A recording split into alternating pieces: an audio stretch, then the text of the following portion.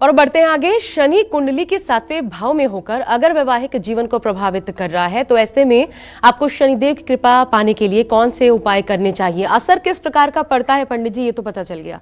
उपाय और क्या किए जा सकते हैं? देखिए, ऐसा है, 7वें भाव में शनि अगर वैवाहिक या पारिवारिक जीवन में उलझन दे रहा है, कलेश कर रहा है, तो ऐसे लोगों को ज़रूरतमंद लोगों की मदद करनी चाहिए और भूखे लोगों को शनिवार को भोजन कराना चाहिए। और ऐसे लोगों को चाहिए कि मांसाहार और शराब का सेवन कदापि न करें। जिनके कुंडली के 7वें भाव में शनि हो या 7वें भाव पर शनि की दृष्टि हो, ऐसे लोगों को मांसाहार और शराब भूल करके भी सेवन नहीं करना चाहिए।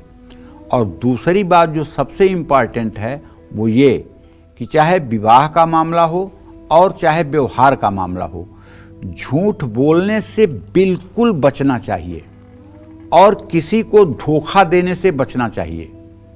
क्योंकि एक बात जान लीजिए कि अगर आप झूठ बोल करके और धोखा दे करके विवाह कर लेंगे तो लगने सनौ कर्मगते शशांक सुकृत क्षितेवा यदि बंध भोगता, तो केंद्रस्थ शनि आपको जेल तक भी लेके जाएगा। तो ऐसे में विवाह में पूरी पारदर्शिता बरतनी चाहिए। किसी चीज को झूठ बोल करके विवाह नहीं करना चाहिए, न कन्या पक्ष को न वर पक्ष को।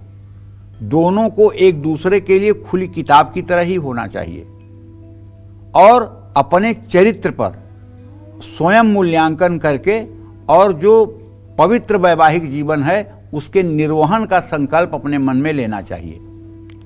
किसी अंध विद्यालय में या किसी नेत्रहीन व्यक्ति की सहायता करनी चाहिए।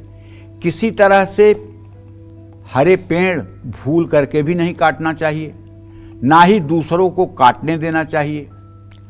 अपने से कमजोर लोगों का या जानवरों को परेशान नहीं करना चाहिए। गाय को, कुत्ते को या बंदर को जब भी संभव हो तो कुछ खिलाना चाहिए। शनिवार को भगवान भैरव के किसी मंदिर में जा कर के वहाँ इमरती, नमकीन ये सब प्रसाद चढ़ाना चाहिए। उनके मंदिर में दर्शन करने के लिए जाएं तो आपके वैवाहिक जीवन में बहुत अगर कलेश है तो शिव मंदिर भी जाना चाहिए। शिवलिंग पर जलाभिषेक करना चाहिए, जल चढ़ाना चाहिए, बिल्वपत्र चढ़ाना चाहिए। और अगर अपनी क्षमता बन रही है तो शिवलिंग का रुद्राभिषेक भी करना चाहिए। अगर ये काम दोनों पति पत्नी साथ मिलकर करें तो कलह तुरंत समाप्त हो जाएगी। शनिवार को पीपल के पेड़ के नीचे सरसों के तेल का दिया जलाना चाहिए और कच्चे सूत से पीपल की 7 परिक्रमा करनी चाहिए। और नित्य अपने घर में हनुमान चालीसा का पाठ सुबह शाम अवश्य करना चाहिए। ये सब सारे ऐसे उपाय हैं जो शनि देव के कोप को कम करते हैं और दाम्पत्य जीवन में एक मतलब कि अच्छा वातावरण निर्माण होता है। जय मां विंध्यवासिनी।